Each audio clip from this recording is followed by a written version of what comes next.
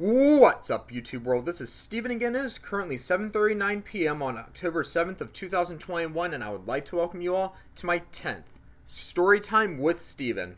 Once again, this is going to be me reading one of the short stories off of the collection of short stories that I wrote, inspired by Mr. Nightmare's YouTube channel. However, these are none of his ideas, and none of these stories are about me.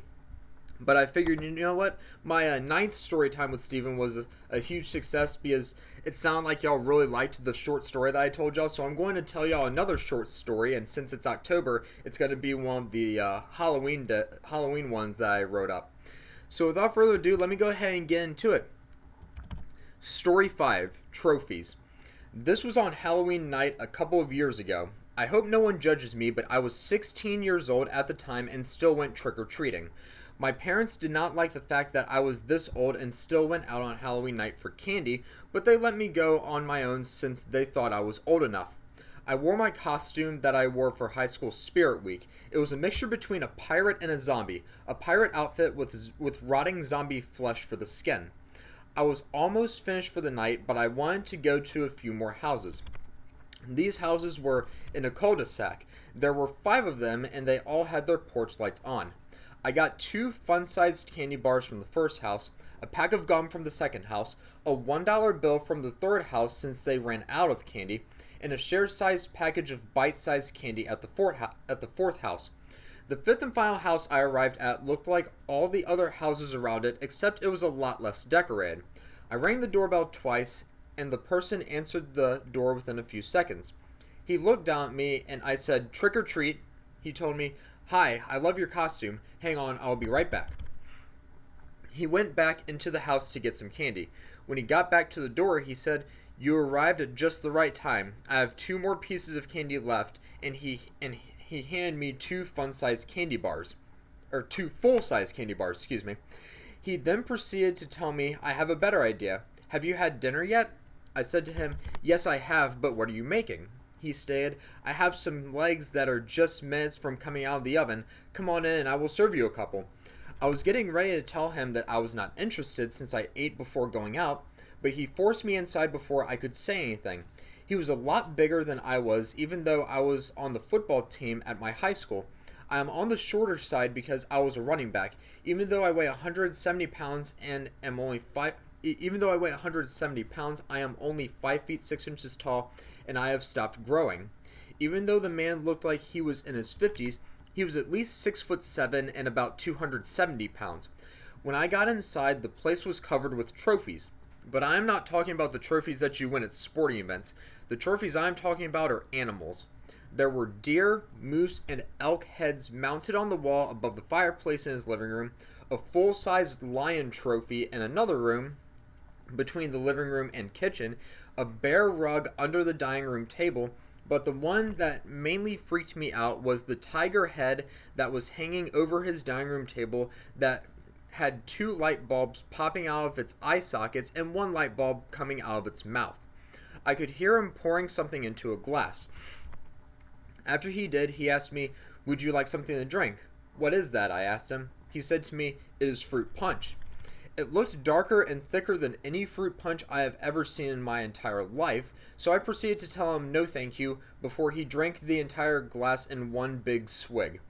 In fact, the legs he was making did not smell like anything I recognized. I was starting to get a little worried and suspicious. The man's teeth were stained red from whatever he drank when he told me, "I am getting ready to take the legs out. Have a seat," and pointed at one of the dining room chairs. I asked him, "May I use your bathroom?" "May I use your bathroom?" "You will need to use the one upstairs," he replied. "The toilet downstairs does not flush." I made my way upstairs, taking 2 steps at a time. When I made it all the way up the stairs, something smelled off. I could not describe it, but something sure did not smell right. After I could smell it, I saw a dim orange flickering coming from one of the rooms upstairs. I ran towards it, and I could tell the smell was coming from that room once I got closer. The second I made it to the room, I looked in and almost threw up instantly. Hanging above the fireplace in this room were 3 human heads stained in blood. The one on the right was that of a man who had no hair. The one in the middle was a woman with long brown hair, one of her eyes was missing, and her tongue was sliced off. The one on the left was the head of another man. This one looked a lot younger, but the top of his head had patches of hair missing, dried spots of blood stained his neck, and part of his spine was dangling below his neck. There was a dead female body on the bed in the room. The bed sheets were stained with her blood. She was completely naked and was missing her head, both arms, and one of her legs. The orange flickering that I saw earlier was coming from the fireplace. Inside it were the two arms from the lifeless woman.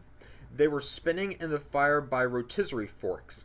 After witnessing this, I began to connect the dots. When he said, "I have some legs that are just minutes from coming out of the oven," he was talking about human legs. The drink he was pouring into the glass was human blood. I shook my head with my mouth wide open and told myself, this guy is a cannibal. The next thing I knew, the man was halfway up the stairs when he called out, "Is everything okay up here?" My heart stopped. I could not speak. My only instinct was to run and beat him to the bathroom at the very end of the hallway. I was very fast since I was a running back, but he had very long strides. I could feel his feet pounding the floor behind me. I made it to the bathroom, closed the door, and locked it about 2 seconds before he could get to it. He ran full speed at the door, rammed into it, and it split the slightest touch down the middle. He ran up to the door again and began rattling at the doorknob and shaking the door violently, which made the crack down the middle split slightly more. He yelled, "Open the door!" I did not answer him. I wanted to figure out a way to get the hell out of this house. "Once I get this door open, you are next," he yelled. After he told me that, I looked behind and saw a window. I knew calling the police was out of the question because it would take them minutes for them to get here, and the man was seconds away from breaking the door down. In this case, I opened the window and looked out. There was a small overhang below the window. I climbed out of the window, grabbed the sill, and dropped about 1.5 feet on top of the overhang below. After I landed, I controlled my slide down the overhang, grabbed the gutter, dropped 2 more feet, and landed safely on the ground below. Once I landed, I could hear through the open window the man breaking through the door. I escaped with literally seconds to spare. I ran away from his house and disappeared into the vast crowd of trick-or-treaters. After I made myself scarce enough, I left and made my way home with a single piece of the candy that I without a single piece of the candy that I received. I informed my parents about what happened. My dad made a police report, and the man was caught a couple days later. He was sentenced to life in prison with a possible death penalty. To think that I could have died that night still haunts me to this day. Needless to say, that is the last time I ever went trick-or-treating. I get my candy at the grocery store from now on. It sucks that I have to pay for it, but it is a lot easier and definitely a lot safer.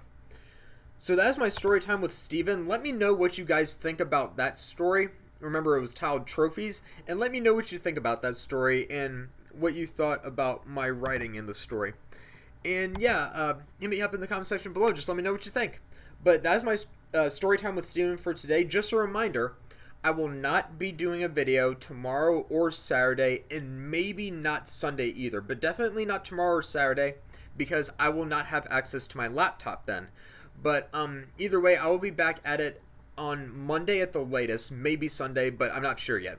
But either way, if you liked what you saw in this video, please go ahead and give it a thumbs up, hit that subscribe button, and comment below, and I will see you guys next time with another video. This is Steven signing out.